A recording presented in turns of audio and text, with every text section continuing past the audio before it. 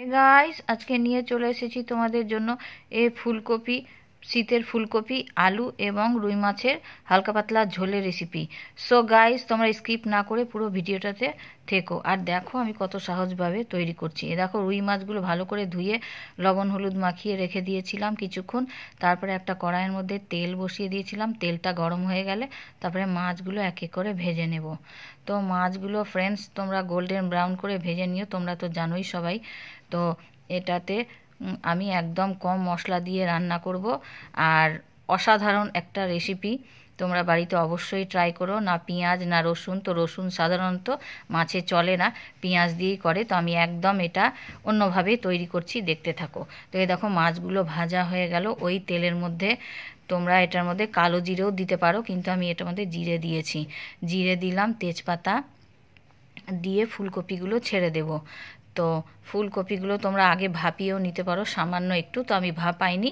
তো এই দেখো ফুলকপিগুলো দিয়ে দিলাম, দিয়ে ভালো করে লাল লাল করে ভেজে নেব।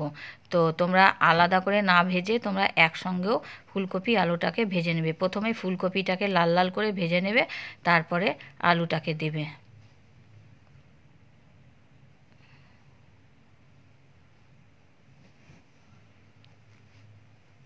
এই শীতের সিজনে এই একটা দারুণ রেসিপি তোমরা বাড়িতে ফ্রেন্ডস অবশ্যই ট্রাই করো। আশা করি তোমাদের ভালো লাগবে এই হালকা পাতলা ঝোলটা। তো এই দেখো লাল লাল করে ভাজা হয়ে গেল। এরপরে আমি দেব আলু এর উপরে।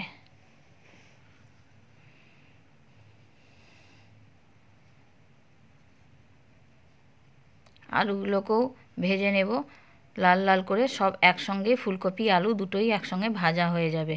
তো ফুলকপিটা ওই জন্য আগে ভেজে নিলাম, যাতে কি ফুলকপিটা গলে না যায়।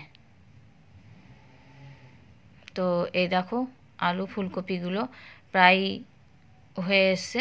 তো আরেকটু ভাজবো, তাহলেই আমাদের আলু ফুলকপিটা ভাজা হয়ে যাবে।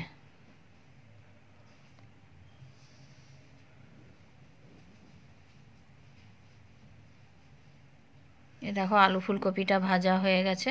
এরপরে এক এক করে গুঁড়ো মশলা দেব। এ দেখো লবণ দিলাম, লবণ পরিমাণ মতন দেবে, সব পরিমাণ মতন মশলা দেবে। তো লবণ দিয়ে দিলাম, হলুদ, জিরের গুঁড়ো, ধনের গুঁড়ো। তো জিরের যদি হাফ চামচ দাও তাহলে 1 চামচ ধনের গুঁড়ো দিতে হবে, ধনের গুঁড়োটা একটু বেশি দিতে হয়।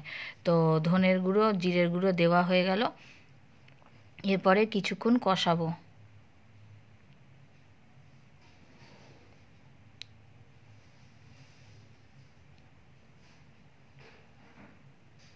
কিছুক্ষণ কষানো হয়ে গেলে আদা এবং লঙ্কা বাটা দেব।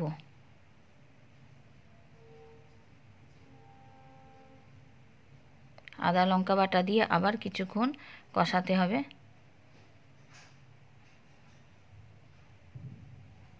দিয়ে মশলা ধোয়ার জলটা এর মধ্যে দিয়ে কিছুক্ষণ আবার নাড়িয়ে নিব।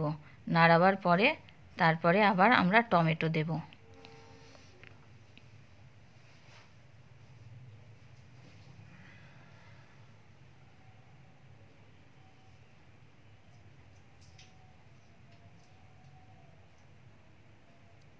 লাল এটা কাশ্মীরি লাল লঙ্কার গুঁড়ো হচ্ছে, এর পরিবর্তে তোমরা এমনি লাল লঙ্কার গুঁড়োও দিতে পারো। তো কাশ্মীরি লাল লঙ্কার গুঁড়োতে ঝাল হয় না আর কালারের জন্যও ভালো, তো ওই জন্য কাশ্মীরি লাল লঙ্কার গুঁড়ো দিলাম। তারপরে মশলা ধোয়া জল দিলাম, দিয়ে এই জলটা শুকাবার কিছুক্ষণ ওয়েট করব। তারপরে এর মধ্যে টমেটো দেব।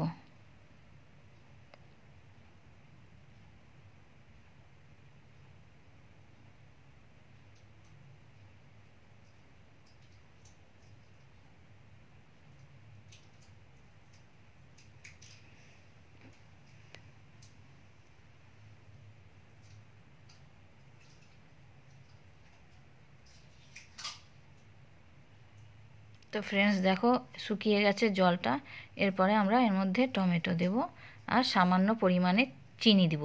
তো চিনিটা ওই জন্যই দেওয়া যাতে কি সব মানে সবজিটা একটু ব্যালেন্স হয়, মানে মিষ্টিটা যাতে না হয় আর ব্যালেন্সটা আসে, যাতে মানে স্বাদটা ভালো হয়, ওই জন্য চিনিটা দেওয়া।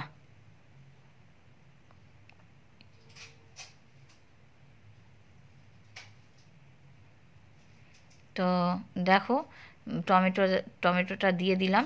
এবার টমেটোটা ভালো করে গলে গেলে তাহলে এর মধ্যে আমরা জল দিয়ে দেব।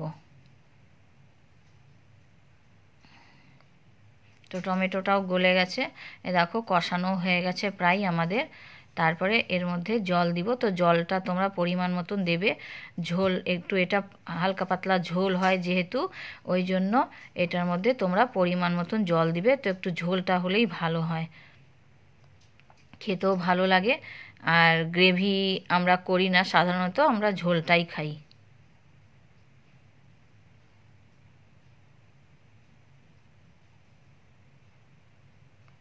জল দিয়ে দিলাম। জল দেওয়ার পরে ফুটে গেলে তাহলে মাছগুলো এর মধ্যে দিয়ে দিব। তো ফ্রেন্ডস, তোমাদের এই রেসিপিটা কেমন লাগলো অবশ্যই তোমরা জানাবে কমেন্টে, তোমাদের কমেন্টের আশায় থাকবো। এরকম মাছগুলো দিয়ে দিলাম। 2 মিনিটের মতন ফুটে গেলে তাহলে আমরা এর মধ্যে গরম মশলা এবং ধনেপাতা দিয়ে দিলে রেডি হয়ে যাবে আমাদের রুই মাছ দিয়ে ফুলকপি হালকা পাতলা ঝোল। তো ফ্রেন্ডস, তোমাদের কেমন লাগলো কমেন্টে জানাবে। আর ভালো লেগে থাকলে একটা লাইক করে দিও। আর আমার ইউটিউবেও চ্যানেল আছে, ইউটিউব থেকে যদি দেখে থাকো তাহলে সাবস্ক্রাইব প্লিজ করে দিও।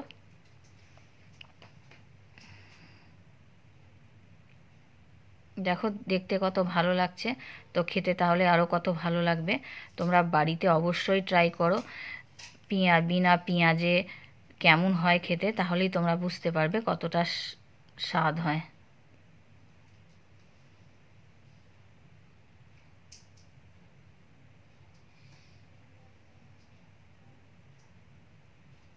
গরম মশলাও দিয়ে দিলাম। তো রেডি হয়ে গেল আমাদের রুই মাছের হালকা পাতলা ঝোল। তো শীতের সিজনে আমরা এটা প্রায়ই আমরা বানাই, আমাদের খেতে খুব ভালো লাগে, ওই জন্য এটা আমরা প্রায়ই বানাই। তো দেখো কত ভালো লাগছে দেখতে। তো বাড়িতে ফ্রেন্ডস ট্রাই করবে এবং জানাবে। ভালো লেগে থাকলে একটা লাইক করে দিও। Thank you.